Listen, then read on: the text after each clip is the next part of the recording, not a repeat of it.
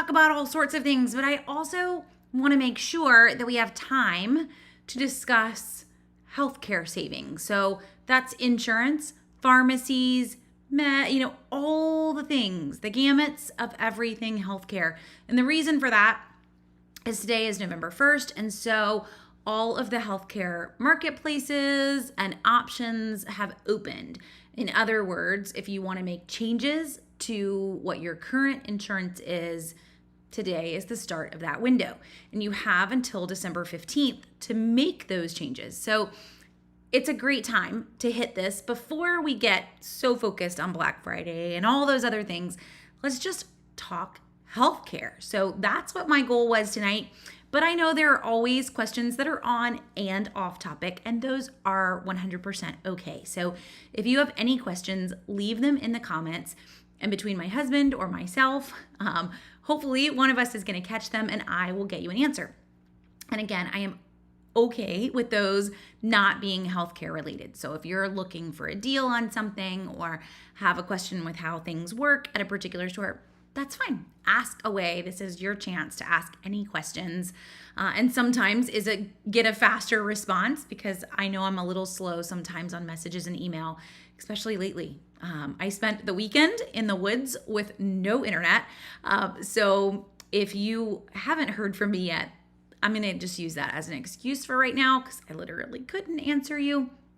But it's, always slows you down a little bit, but that's the fun part of life. So we're going to dig in tonight. And again, if you have questions on or off topic, I am okay with that. So to get us started on the healthcare side of things, before we end up down a rabbit trail of deals or where anyone's questions take us, I want to focus on insurance first. So the biggest question folks have is, what are my options to have affordable insurance?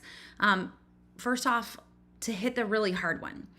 If insurance is offered by your employer, you are not eligible for looking in the marketplace. And this can be a hard one because they deem anything that is affordable as being less than 9% or less than your income. So in other words, if you make $50,000 a year and your insurance costs you like $4,700 a year, that's deemed affordable because it is less than 9% of your yearly income. Now, I don't really know about that. Most of if you're living on $50,000 a year, that's a chunk of money to give to insurance. But, just so you can kind of understand that one, you're not eligible to enter the marketplace if your employer offers you insurance. You have to choose that option unless the insurance is deemed to be excessively expensive, which is above 9%. That's kind of their threshold. There may be some exceptions to that, but that's kind of just to give you a blanket rule on it. That's what they're looking for, a magic number. So that hits a lot of us. And there are times where you're like, kind of wish they didn't offer insurance, because you may possibly qualify for some really great lower cost insurances that you're not going to be eligible for. Now, if your employer does not offer insurance, there are potentially some good options available for you through healthcare.gov and the marketplace. Now, if you feel blind going in looking for an insurance plan, you don't need to do this alone. So I always mention this when we talk health insurance.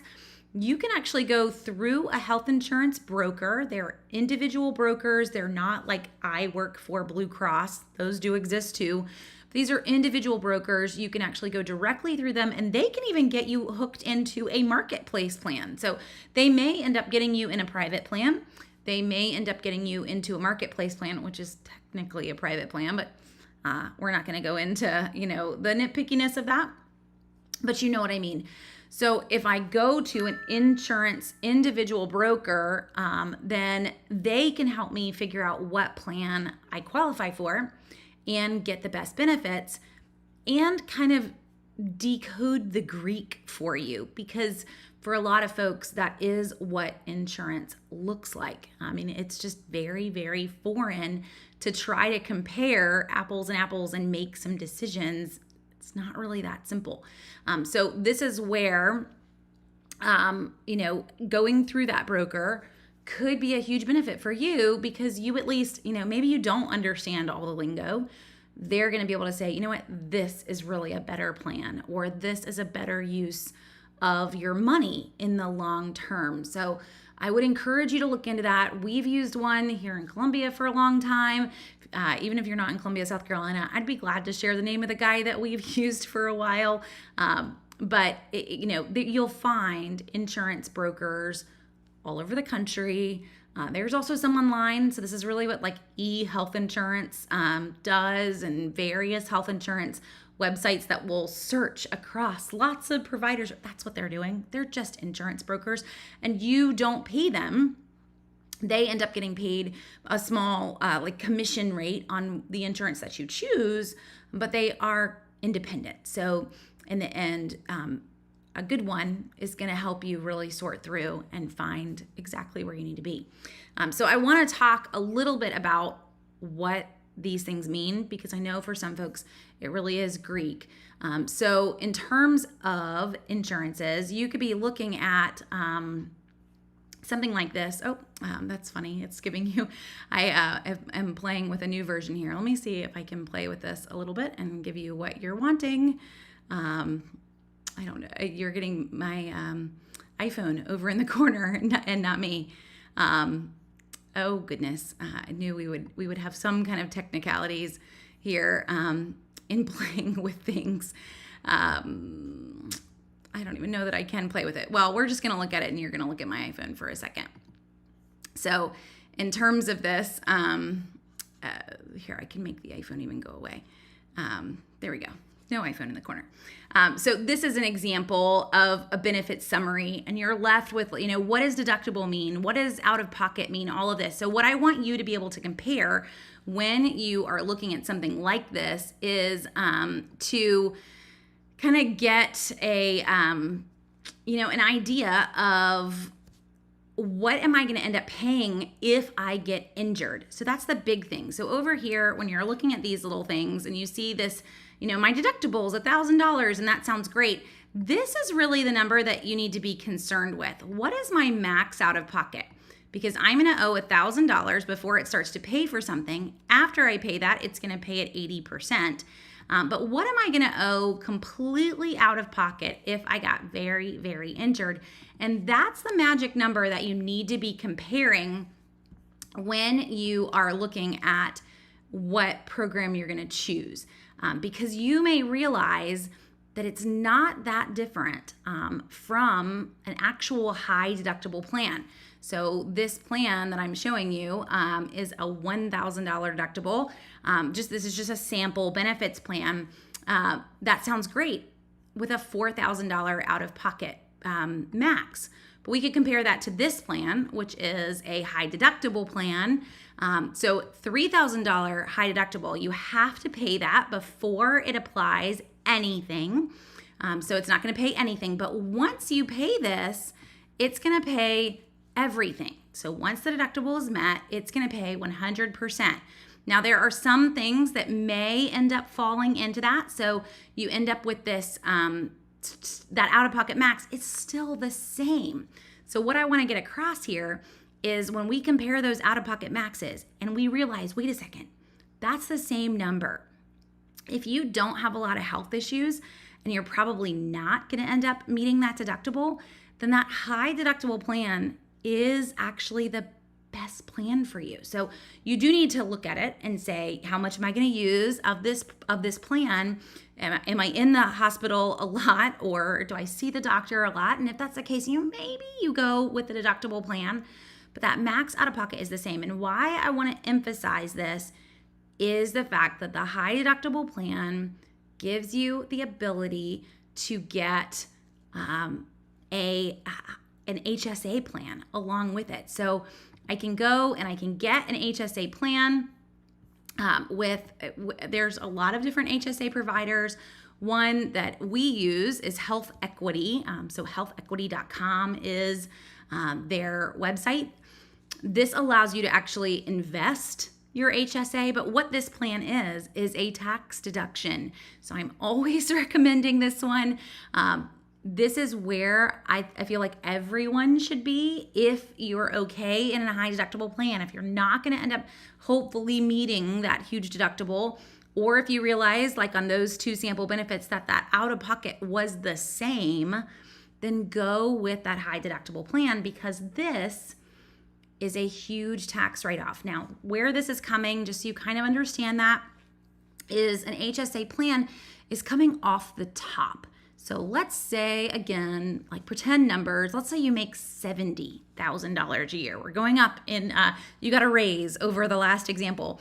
You make $70,000 a year, and you can put your family on a high deductible plan, and you put the money in. Every pay period, you put the money into the high deductible plan.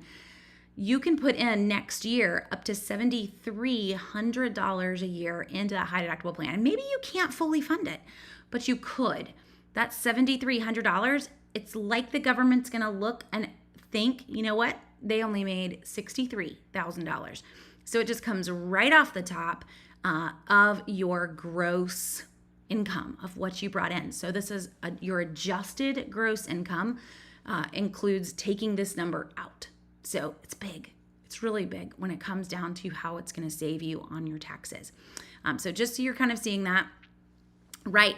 And so Lily, exactly. So high deductible plans qualify you for that HSA money. So one big thing, this is a big question that I get every time we talk about HSAs, is folks get them confused with FSAs, and I don't blame you, because I mean, we changed one letter there.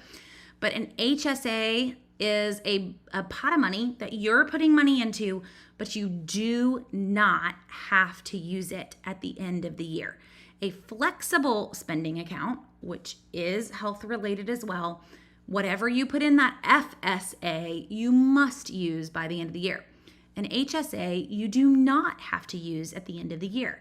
And so if you do put $7,000 in this year, keep in mind your max out of pocket for you was $4,000 on that pretend plan. Let's say you didn't use it all. You did go into the hospital. You used the $4,000. You took it out of the HSA, but I still had $3,000 left over and I didn't use it. It can sit in your HSA forever. There's no limit, and you can take it out at any point for medical needs. Now, that's the only requirement here. The money goes in tax-free. It grows because you can invest it. That's why we like Health Equity. It's growing, and then everything it earns while it's growing is also tax-free. So this is pretty huge. It's a great tax saving vehicle to put on like an accountant hat for you, because they love to use that word. But it really is. So if you look at it in terms of like long-term care, you're getting older. When you're younger, putting money in it, not using that money, but it's sitting there, it's growing, it's sitting in investments, still growing, and then it's there for you for medical needs when you're older, completely tax-free, and helping lower your taxes now. So HSAs are pretty awesome. The only way to be eligible for an HSA is choosing the high deductible plan on your health insurance, which is also usually lower in a monthly cost than the low deductible copay plan. So just to lay out your 2 options and hopefully, throw some terms at you to make you a little bit more comfortable with those terms. Now, let's say nothing is an option for you. You can't afford your health insurance at work. That negates you from being able to be in the marketplace looking for a lower subsidy, or you make too much and you're not quite eligible for a subsidy either to lower those costs. I will mention there are other options. They're not technically health insurance, but there are medical sharing programs that are out there, and I would encourage you to look into them. We have done a few of them through the years. MediShare being a really big one, Samaritan's Ministries being one of them. There are quite a few when you go searching for them. MediShare and Samaritan's Ministries are both Christian organizations. So if you are not a Christian, they're going to make you sign a statement of belief. So those are not for you, but they are great programs. And we were very pleased with them. We have friends that have been on them even longer than we were on them. We do have health insurance through my husband's work, just to, I guess, be on the clear as to what we use now. I do not currently use MediShare or Samaritan's Ministries, but we have used both in the past over the umpteen years of being parents and being married. So I am happy to recommend both of them, but not currently using either one. But just so you kind of see your other options that could be out there. And there are sharing programs that are not Christian based. So if you can find something. Just hunt for medical sharing options and you will find things. So one other thing to mention, because this is actually becoming bigger than it was even 3 or 4 years ago, is there are also medical groups that have formed of doctors where you literally just pay the doctor. You pay a fee to be a member of the group for that doctor, and you can then utilize their services as much as you need for the year. Some of them will have other stipulations in that. This has become a big thing here in the last couple of years for any doctors that are not promoting vaccines right now. They are not able to actually file with insurance companies. You may not know that. So some of them have gotten kicked off of insurance plans. So with those particular, if you are in a more like holistic mindset when you're trying to see doctors, you're going to be joining a plan for those. Those are not in insurance plans. A lot of them have been removed from insurance plans over vaccine issues. So not going to go there, just saying that's another side of things. One thing to consider if you're looking at this, and this actually started years ago, so this isn't just in the most recent times, but one thing to consider is still having what we would call like a catastrophe plan or a very high deductible emergency type plan. Because when I join a doctor group, so even my mother-in-law was looking at doing one of these in Savannah years and years ago. When I join a doctor group, and yes, I might have a lot of services in that group. They may have branched out and gotten an orthopedic and gotten some specialists to be a part of their group.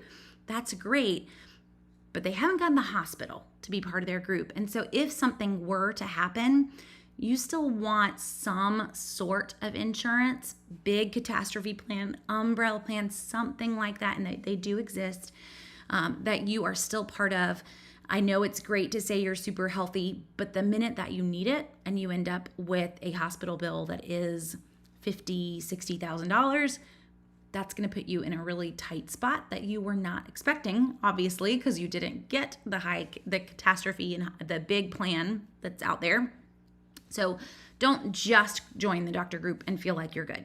Make sure there's some kind of coverage for you if something were to go very awry, that hopefully won't, but it's still good to make sure. That's the point of insurance, right? That's why you have life insurance. That's why we have health insurance. It's just to make sure we're covered in those categories. So don't just go with the I pay the doctor and we're good. It's not the safest place to be. Okay. And Melody saying, be careful. The deductible that you pay for healthcare or prescriptions before original Medicare, your Medicare Advantage plan, your Medicare drug plan, right, and your other insurance begins to pay. So make sure that you fully understand what that deductible is. You're right. So understanding that if that deductible is $1,000, you really are going to pay $1,000 before they kick in. So for us, talking about a high deductible plan that you're going to pay $3,000 before they kick in, it is important to understand that concept. A high deductible plan can, if we're still looking at utilizing a ton of services, could actually still be your best bet if your max out of pocket is the same as a lower plan. But if you're not looking at utilizing a lot of services, it may actually cost you more. Let's say that we just go to the doctor and we use $2,000 worth of services a year. So to pull this back up really quick, if all that I used was $2,000 worth of services a year, then a high deductible plan, you would be paying $2,000 out of pocket versus a $1,000 deductible plan, you would pay $1,000 out of pocket. And then once that was met, that second $1,000, you would actually only owe technically around $200 of that second $1,000. So on this $1,000 deductible plan, you would be paying basically $1,200 out of pocket on that $2,000 purchase. So just so you kind of see the difference, high deductible is great if we're not going to use anything, or we feel like we're really going to max it all out, because in the end, that out-of-pocket max is the same. But just so you are fully kind of understanding what that cost might look like for you, the tax benefits still coming in, got to factor that in too, but it's still can make it a really great piece to that equation. And great advice, Lily. Lily says, keep receipts like sunscreen and feminine care, all of that. So if you did need some money back, you could. All of your over-the-counter medical expenses are eligible to be used from an HSA account. A lot of the HSA plans will actually give you a credit card, in a sense, debit card, that you could use directly for those items. For us, we tend to not tap into our HSA plan, Lily. We tend to keep it there. It is a savings account to cover our high deductible if we needed it. But it's not really there for the ins and the outs and the smaller purchases day to day. I mean, after all, the goal would be to get a lot of those things super cheap in the drugstores, but not turning to that account so that it can grow, so that then long term, if something big came down the road, that money's there. It's in its own little savings account. It's earning interest in the stock market and doing really well, in the last year, versus just, tucking some money under the mattress. That HSA is earning significantly better. Jessica asks, if I get an HSA plan during open enrollment, can I contribute the full amount to that HSA by the coming tax time? So if you got a high deductible plan now during open enrollment, Jessica, it would actually be kicking in to start on January 1. That is pretty much all of the current plans. So if you were to head in, like this is the healthcare.gov. So if you get coverage, your coverage is going to start on January 1. So you're not actually eligible to contribute to that HSA plan until January 1. Now, if you already had a high deductible this year and you didn't contribute to an HSA, you could definitely still open one. So if I already have a high deductible plan, I am already eligible. You can contribute everything you wanted in the last week of December. They don't care when you contribute. It all gets to come off of this year's taxes. Obviously, the easy way to do this for most people wouldn't be that method. It would be, we're going to open that new insurance plan, and on January 1, we're going to start to contribute to the HSA a little bit with each pay period. So the new maxes for 2022, I know I'm going to Google it really fast just so I don't mess up. But I know the family contribution for an HSA is $7,300 for a single person. For 2022, it is $3,650. Those are really important numbers because you cannot put in more. If you accidentally invest more than you are allowed to invest in your HSA plan, there's actually a fee for that. So don't do that. So if you do get a high deductible plan, or you have one and you're like, we need to put money in it right now, go for it. Do that before the end of the year, but don't put in too much. 2021, that max is $7,100. And I think it's $3,500 for the single. Sorry guys, we're a family of 7. I haven't thought about numbers for single folks in a very long time, but $7,100 for families through the end of this year. So it's going up by $200 for next year. So you could get that in for this year. Start in January. $7,300. Let's say you get paid twice a month. that's really not that much when we break it up into 24 payments. You're looking at like $300 a pay period. Sounds like a lot, but that's $300 that you're basically putting into a savings account for yourself, and it's saving you on your taxes at the same time. So it's lowering the amount of taxes coming out of your paycheck, and it's putting it all away. You're not spending it. So don't look at it as I don't have that. Let's more look at it as, this is saving me a little bit here. The $300 I'm putting into that HSA doesn't actually cost me $300. That's how I want you to look at it. And yes, Lily, good point. So if your employer also puts money into an HSA for you, some employers are amazing. And if you have that employer who's going to put in, $500 or $1,000 for you, if you choose the high deductible option, they're going to help you get started with that HSA. Their $1,000 counts towards your max. So it's less out of your pocket when you divide it up amongst pay periods, but don't over invest because you kind of forgot about their investment. That's awesome. If your employer is doing that for you, you should choose the high deductible plan. That is just extra money that you're leaving on the table if you don't. Okay. Oh, and Melody, thank you. So Melody's commenting and saying you're not eligible to make contributions to an HSA plan after you have Medicare. So you should definitely make your last HSA contribution the month before your Medicare Part A coverage begins. Good to know. Thank you, Melody. Okay, so to move off of insurance for a little bit, there are other things to hit on healthcare and other ways to save on healthcare. So a big one being prescriptions. And prescriptions hit a lot of us. On a high deductible plan, we're paying for those out of pocket.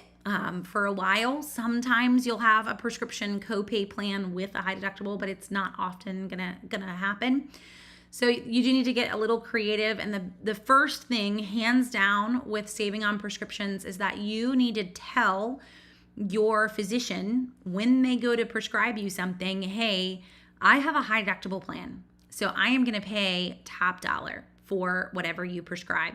Because they a lot of times, not every time, but a lot of times they have a lot of options when they're going to prescribe something. Now, obviously, if you have an ailment that has one possible medication for it, but if you need an antibiotic, if you need something to clear up some pneumonia, we're talking something general, there's a number of medications that can do that job. And so being honest with your physician up front is going to help you in the long run. Also, being smart and knowing what stores offer some free medication. So Publix pharmacies offer some free antibiotics. They offer some free medications for diabetic patients, your glucophage, your metformin, a couple other medications all included with Publix pharmacy, just free when you go there. One you may not know about, a perk for Walmart. So we've got Amazon Prime, and Walmart has their version that competes with Amazon Prime, which is Walmart Plus. All of a sudden I'm second guessing that name, but I'm pretty sure that's what its name is. So Walmart's version, it's actually cheaper than Amazon Prime, gives you free shipping and all, the perks in a sense. But one of the perks with their program actually is some, not all, but some free medications as well. So if you've joined Walmart Plus and you already have that membership, you should find out what that list is. Because if something that you need is on it, it's free. You're already paying for Walmart Plus. You should take advantage of that perk of the membership. So telling your doctor up front. Also realize that a lot of pharmacies will price match each other. So GoodRx, not only is it a great place to go for lowering the cost of your prescriptions, but GoodRx also, in terms of the program, gives you price matching functionality in their app. So if you have not ever looked at this before, it gives you a way to get an idea of what something is going to cost, kind of help you to see that you are getting a good price with it. So This is just my GoodRx and the things that I've searched for. I haven't had to search for something in quite a while. We have a pretty healthy bunch. Very, very thankful for that. One, I think I shared this with you guys a while ago, but one of our kiddos, we thought that she was actually going to need rabies vaccines because of a bat that came down in our yard. We were good. Everything worked out fine. But looking at that, coming in here and trying to get an idea of, what it was going to cost. Let's see. I think they've changed their app around. It still gives you the options. Oh, I don't need to see all your things of where it would be the cheapest. So this is obviously don't go touching any bats. It's not cheap. But you can immediately see who has the lowest price. So Kroger, turns out, my app thinks that I'm in Savannah, Georgia right now, which I don't mind. I'll come visit. That's where my in-laws are. We'll go visit the in-laws. But you get the idea of where we could immediately save here. Now, this is obviously a very expensive option, but if you've got a few medications, you could easily use this app, GoodRx. It is free, and it's immediately price matching your medication across the major pharmacies. Notice there is no little tiny, Savannah pharmacies listed here since it thinks I'm in Savannah. And there are little tiny pharmacies in Savannah, and a lot of times they actually do have the best prices, not the major pharmacies. It's backwards from how we would normally treat our groceries. But even the big pharmacies will price match those. You're going to have to do your own legwork on those little pharmacies. So in our area, that would be like Long's Pharmacy, but you know who those are. Little mom and pop pharmacies, they really do have some great prices. Calling them and seeing what those prices are if you've got those medications. If this is a regular medication for you, obviously the rabies doesn't make a good example on that one. But just to back out for a second, if you're looking for just a general medication, this is Cipro. This is a general antibiotic kind of medicine that you're going to get put on depending on where you are. So you can see the prices have dropped significantly, but it's telling you, I could get it as low as $6 if I had a membership at Kroger. All of my options that are out there for that medication, that's helpful. So you can make sure that you're making the right decision and you're in the right place for your meds. But again, they will price match each other. So I don't have to get one medication filled at Kroger and one medication filled at Walmart. Don't do that. Kroger Pharmacy will price match other pharmacies. They don't price match in the grocery store. Don't even begin to ask Kroger to price match in the grocery store, but they will price match in the pharmacy. So it just takes a second for you to do the legwork to figure out who has the best prices and then to ask your particular store to honor those prices from around town so that you're not having to jump to 14 different pharmacies. If you've got a lot of medications, that's going to drive you crazy. It's also from a nursing standpoint here, guys, you may not know this about me, but I am a registered nurse. You need to have all of your medications in the same pharmacy. It's very important. Definitely if you are on a lot of medications. If we were talking about us where no one is on any medications and we're occasionally filling an antibiotic, that's one thing. But if you are on regular medications, they need to all be in the same pharmacy because your pharmacist is your friend and their job, they are a great source for making sure that you do not have medication interactions. They know those medications better than your doctor knows medications, and they can be a line of defense of catching things that maybe your doctor didn't realize. A different doctor had prescribed this. You didn't have an updated medication history with them. You get the idea. So don't jump all around. Instead, find the best prices and take them to one pharmacy. It is a much safer option for your health. So that's my little soapbox for a moment there, but it's important. So I'm all about saving money, but not at the expense of losing your life. Don't do that. Okay. Oh, and Karen says, I keep seeing GoodRx as a part of Fetch. So it is now kind of linked into Fetch, but it's also still its own app. So if you want to, Karen, you can still definitely use GoodRx all by itself. So that's its little app right there, little plus sign. And there's Fetch all by itself too, so you don't have to use them together, but you can inside the same system. GoodRx does have a payment level. I do not pay for it, so I will tell you guys that. All about not making you think I'm paying for something. I'm not paying for this. This is just their free version, and I don't know if you noticed, but it did show on Cipro here. And just to pull this back up again, this lowest price option was if I started a trial of GoodRx Gold. I don't want to start a trial of GoodRx Gold. I don't want to pay for GoodRx Gold. I'm a little cheap. So you're getting your options here of lowest prices, but I'm not paying for this. So some of you may, if you've got a lot of meds, that could be worth it for you. I just don't. So there's not a need for me to do that. Okay. Now, I think I saw a couple questions, and I don't want to miss them on questions. Oh, and Jessica, let's see. Oh, I got your question on HSA and open enrollment. Lily says, off topic, but run to Walmart and get your free Thanksgiving sides.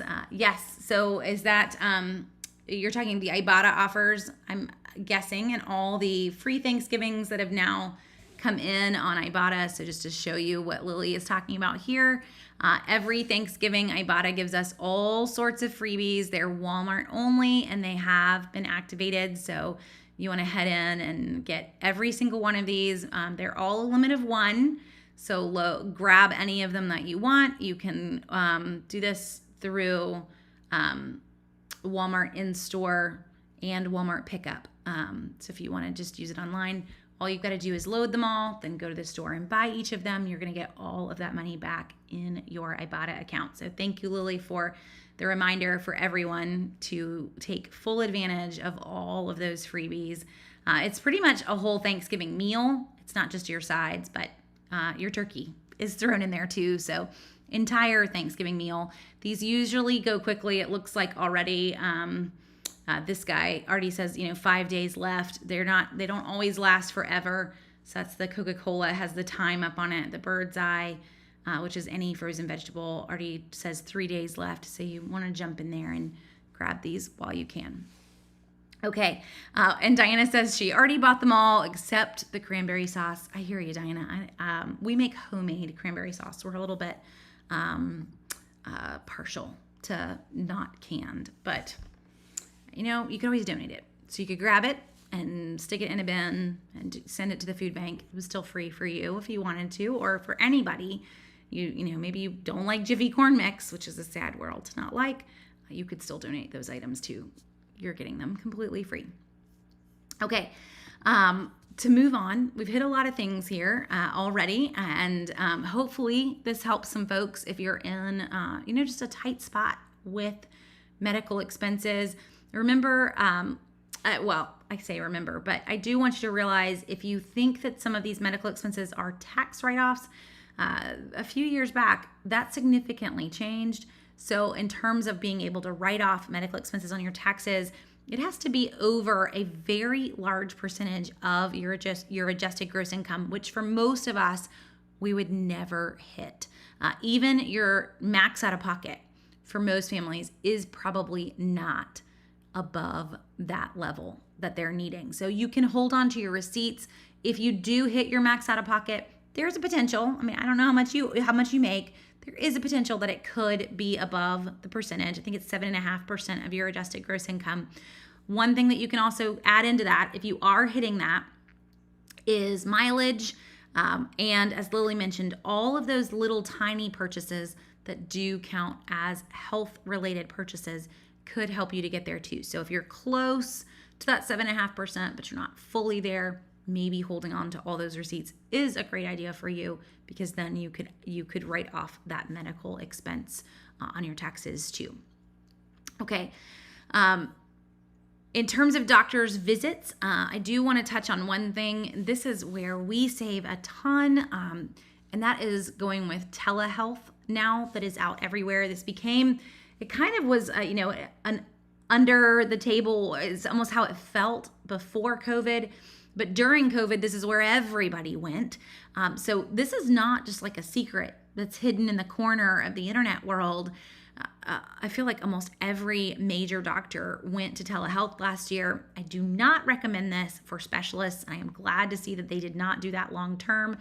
But if you've got a kid with an ear infection, you've got, you've got a case of sinusitis, sinus infection, you've got just mild issues, go with a telehealth visit.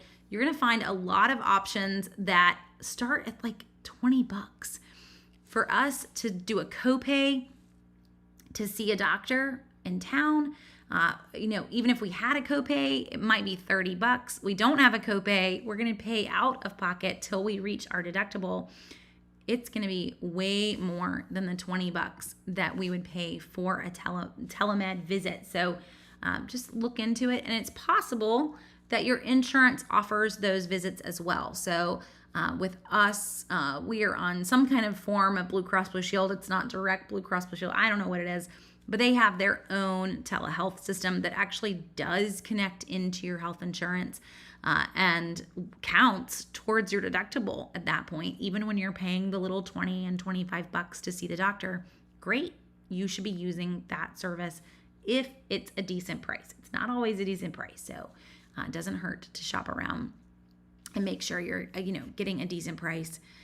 And Lou is saying for her prescriptions, she used to use Kroger, but now their insurance makes them use Caremark. Not so helpful. I'm going to guess you're with Aetna, Lou, who was basically bought Caremark. So you're kind of stuck in that boat. If you're in that situation and you have to get your prescriptions from one place, at least look into the discounts that you can get with mail order. Even Caremark offers that, which Caremark is through CVS.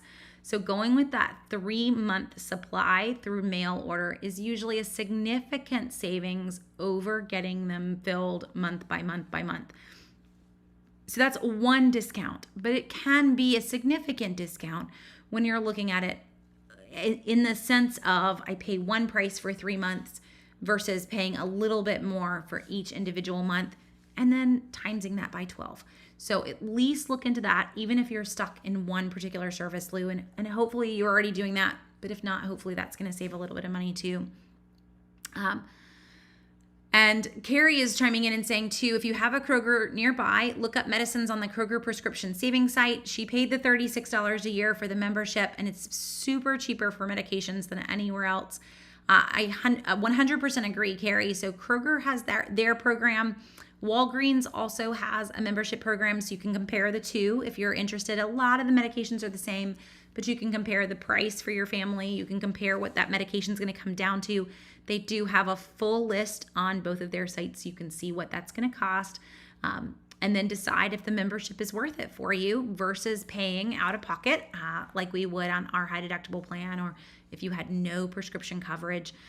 For those of you that are on Medicare and you decided maybe not to get prescription coverage and go with your Part Qs and Part Zs, that could also be a significant savings for just general routine meds that you might have too.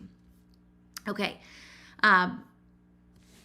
Trying to think through everything. One other thing I want to hit on benefits is what we call cafeteria plans. So there are potentially, where you work, a lot of other benefit options that are available to you. So dental, vision, whatever they can think of. Anything that is in those plans that is healthcare related is considered a tax before tax plan. So at least consider some of them if you think that it is something that you will use. So being able to have your dental and your vision in a before tax, meaning again, it's lowering your adjusted gross income so that the government's kind of thinking this is only the amount you make, not really here. And yes, you spent the money, so you don't really have the money in your account anymore. But in a way, it costs you a little bit less because now I pay a little bit less in taxes than I would have. So it's just one thing to consider when you're looking at those plans and you're thinking, I don't really know that I want to spend the money. Do consider that getting those plans is technically lowering your out-of-pocket tax liability on that amount. So that may be enough to make you kind of change your mind and decide, maybe I can handle that plan. Another thing to consider too on those extra plans, just because you cover your entire family with your health insurance, maybe, you do not have to cover your entire family on your vision or on your dental. And so each of those plans should give you the option to allow you to just do yourself, or to do yourself and a kid, or yourself and a few kids, and maybe not your spouse if they have their own plan. In our world, I have dental insurance, not dental insurance, vision insurance. And my husband, who I'm not going to tell you how old he is, he doesn't wear glasses. He's never needed glasses. It kind of makes me sick. I've been wearing them since I was 9. So he should really be off like flying fighter jet somewhere. But there's really not a need to pay for vision insurance. Now, someday he's going to need glasses. But right now, that wouldn't really be an amazing use of our money.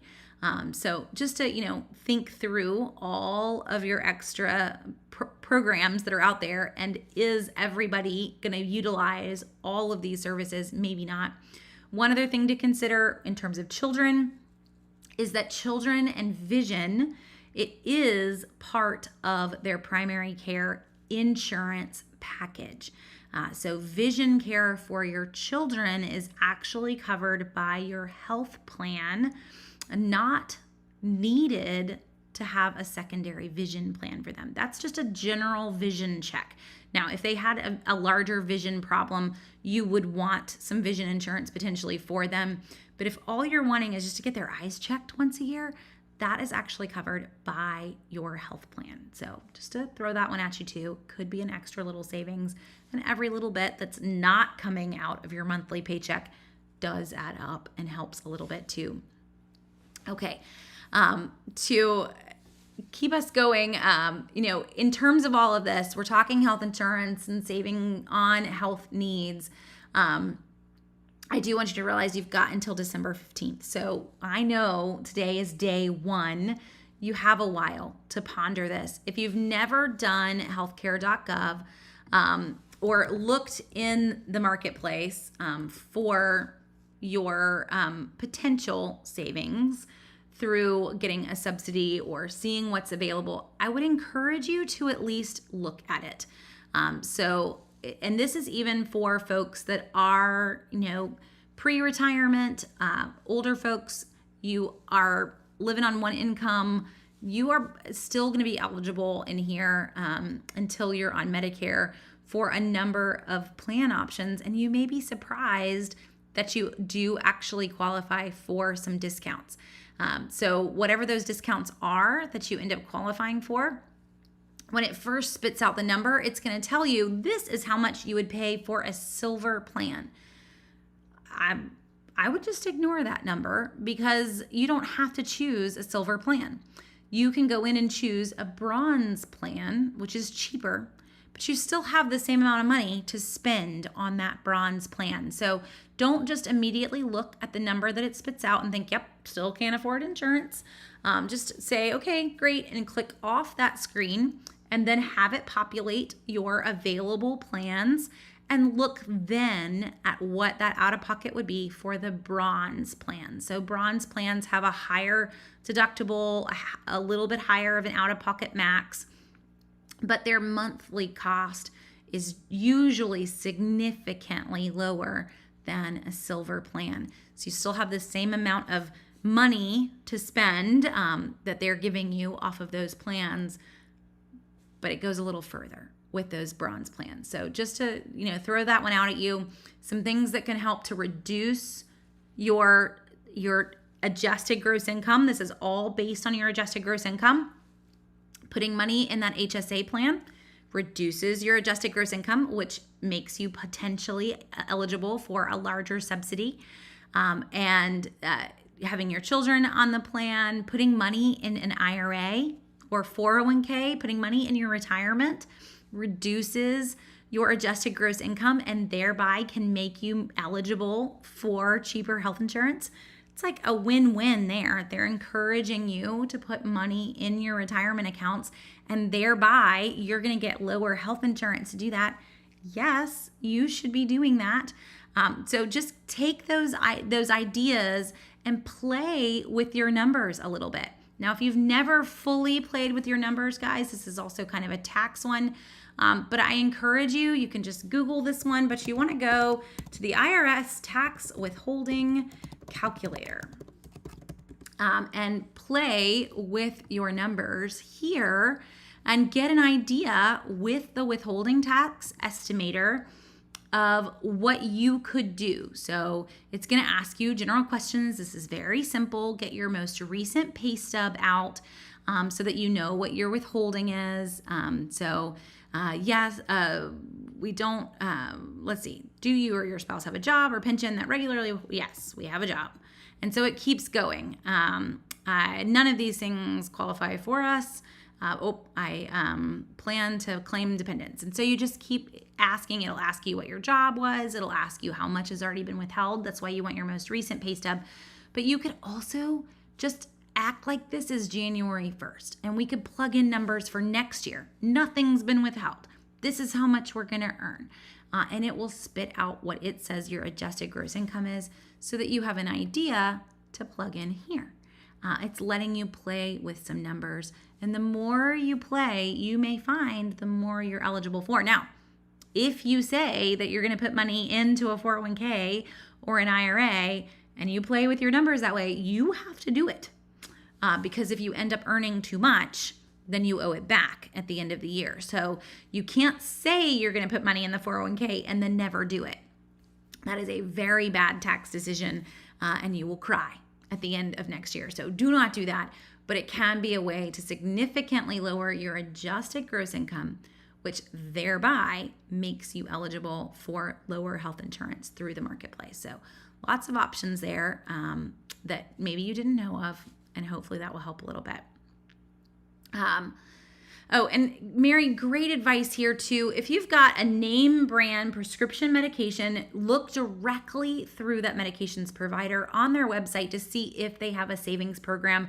And a lot of them do. You can sign up directly through them for a savings card and get a discount for that medication. Some of them also offer grant programs. We have a very good family friend who takes enzymes every day with every meal that would cost tens of thousands of dollars a year, and he gets them for free. They just mail him the enzymes that he needs because he went onto the website and registered for the ability to get the grant, and he's gotten it every year since. So I think he's now gotten them for 4 or 5 years in a row and never had to pay a dime just because he went to the website, versus walking in and just thinking, man, I don't know where I'm going to get this money from, but I have to have these. Don't immediately think that. Go in search of the programs that are out there. And great reminder. So Mary's example, her husband uses Ozempic, and its site has a discount card that cuts his $75 prescription all the way down to $25 after insurance. That's a significant savings. So thank you, Mary, for that reminder. Is Siobhan saying, I was told you couldn't use the medications website discount card with Medicare. It is true. So it's really a private insurance. Mary's right. So you can't have military or government insurance. So it can't be Medicare or TRICARE or any of the other military insurances that are out there for veterans. It's going to have to be your Blue Crosses and your other private insurances that those prescription cards are working with. That's really just a rule that is factored into Medicare. That's not really on the prescription company's side. So it's them having to fit a guideline that has been set for them. So they're not being mean to Medicare folks, I promise. It really is just on how the law is written for government-sponsored insurance programs. Okay. Let's see. So that's everything that I had for health insurance in general. If you've got any other questions, I'll be glad to hit on them. We've hit a lot of categories already for it, and I think I've caught everyone's questions. In terms of other things to hit on before we end here, it's Monday. On Wednesday, November 3rd, we are going to see Walmart at 7 p.m. turn on their first Black Friday sale. So just so you get ready for that one. By the way, if you're a Walmart Plus member, not only do you get the prescription discounts and free prescriptions that I mentioned earlier, but Walmart Plus members get access to those Black Friday sales 4 hours early. So the rest of the world gets it at 7 p.m. Eastern. Walmart Plus members will get that at 3 p.m. Eastern. So I don't know if there's something big that you're waiting for, but it could be worth it for you if there is. They do offer a free, I think it's a 15-day trial. So potentially that might be what you wanted to get to as well. I would say, if you're really looking for deals on or just units in stock on video game consoles and things like that are really low stock this year because of chip shortages, that could potentially be a deal maker for you. For the rest of us, I don't know. I don't know how much of what they have you're going to desperately need to where you need 4 hours early access for. But, that free 15-day trial for Walmart Plus may be a great one to try out for these sales. And at this point would get you almost through both of the 2 early Black Friday sales. So that's Wednesday evening that all of that is going to start. And then the other things going on right now that I don't want you to miss, Kroger, if you head to Kroger.com, you may not be a big Kroger shopper, but Kroger.com directly from their site right now, and I actually put this up in a post, so this is on Southern Savers on the homepage if you just scroll down 1 or 2 posts, but through November 7th, they are offering 4 times the fuel points on gift cards that you purchase online. So you don't even have to go in the store, guys. And you're going to earn increase of fuel points on those. You could literally buy Target. You can buy gift cards where you plan on doing your holiday shopping here in just a couple of weeks and get extra fuel savings back on those items. Just to throw that out there. One thing, I don't remember who it was now, but she made me giggle, sent me an email and said that every time that their kids see, they're like, you know what, Jenny, when they watch the videos, Jenny has a new iPhone, Mom. Okay, well, I don't have a new iWatch. I have an Apple II, which, hasn't existed in quite a few years. But even this guy, I used Apple gift cards to purchase years and years ago. And you can get Apple gift cards from your grocery store and get fuel savings through that. And then turn around and purchase what you're looking at getting. So, whether it's gifts for yourself, whether it's gifts that you plan on getting, those gift card deals are huge for extending your purchasing power. So do take advantage of that one. So Kroger.com, click on gift cards or search for gift cards on the top of the site. It is not a digital coupon that you will use in the store. It is only good for gift cards that you've purchased online and then had sent to you through email. But it's still a great way to get savings. Think of it this way. A $25 gift card is worth $1 off, a $25 gift card is worth, 10 cents off a gallon of gas up to 35 gallons. So 10 cents off of each gallon. The more gift cards you buy, the higher that savings goes. You can earn up to $1 off of every gallon of gas with Kroger. And Karen, if you don't, I know you don't have a Kroger. This is working at Kroger affiliates as well, though. So if you do have Ralph's, Kroger owns a ton of stores. So any of those, you would be earning those fuel points and they're still going to work at their gas stations as well. That may be a potential for you, but we will see other fuel discounts as we get closer to Thanksgiving. But this is just the first one. So it's a good one to mention. Okay, some other questions.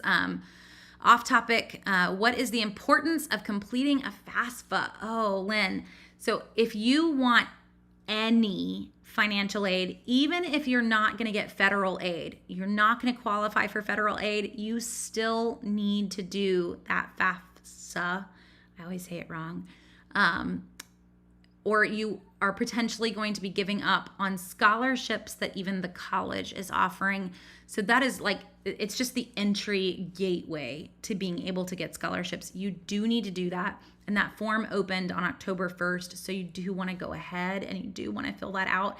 If you've got a senior who is looking at going into college next year, it is still a good thing to go ahead and fill out on their senior year so that it can be part of their financial aid package when they are applying to those colleges.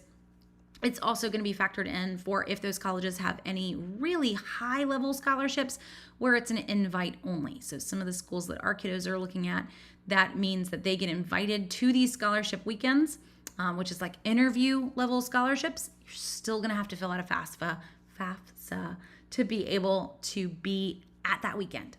and be able to get those scholarships. So you do want to fill it out, even if you think your kids will not qualify for a dime of federal aid, you still want to fill it out. Not very fun news. I know there are folks out there that will help you fill it out and will help you to kind of make the right choices. So if you do feel like your kids are possibly borderline, like maybe you make a little too much, or you're worried about some investments that you have, there are some folks that can give you some really good advice, just kind of hunting around. You can send me an email about it, Lynn, too, and I'll be glad to point you in the direction of one particular person that I know that does that. Their company is called Scholarship Gold.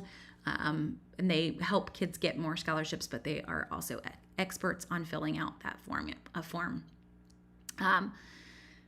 If you have the 529 plan, yes, you still want to fill it out. That 529 plan is actually going to possibly hurt them on that form. I'm sorry to say that. It is a line item on the form, and they will factor that in to the amount that they're eligible for aid, factoring in the full value of that account.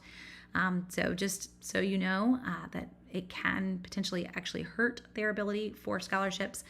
For us, we have a 529 plan that is in the name of one of my older girls. She doesn't really need it. I think they're going to end up with scholarships just based on merit, and that 529 plan is getting transferred because you can always change the name of the person that the 529 plan is in. You can even put it in your own name. So that plan is getting transferred to a baby sister who is 6, who will not need it for a long time. But that way it doesn't potentially hurt our kiddo whose name it is currently in. You can also take a 529 plan and distribute it to multiple accounts from one account and have multiple beneficiaries, and basically split it into smaller accounts if you had more children, to thereby not hurt the person who might have that full account there. And it can be a hurt. So just to warn you. Diana, off-topic question. I'm cool with that. We finished early. So for Get Upside, you have a Speedway card that gives cents off a gallon. Does it affect? It does affect. So with Get Upside, if you use a discount through Shell, through BP, Speedway, any of those, if you use your discount at the pump and you claim Get Upside, they will reduce your Get Upside amount by the discount that you took at the pump. So for example, we use Shell. Shell Fuel Rewards gives you a 5-cent discount at the pump. I'm going to see, let's say Get Upside was offering me 13 cents off a gallon. I'm going to end up getting 8 off a gallon. So I will have gotten the 5 at the pump, and then I'll get 8 more cents back from Get Upside, but I won't get the full 13 cents. So they will not let you get the discount at the pump and the full discount in the app. But if you want to split it, they basically split it for you, but you can't claim both. Okay. And Lou, yes, you can get loans for college and federal grants, and that is all through going to need that FAFSA form as well if you want either of those.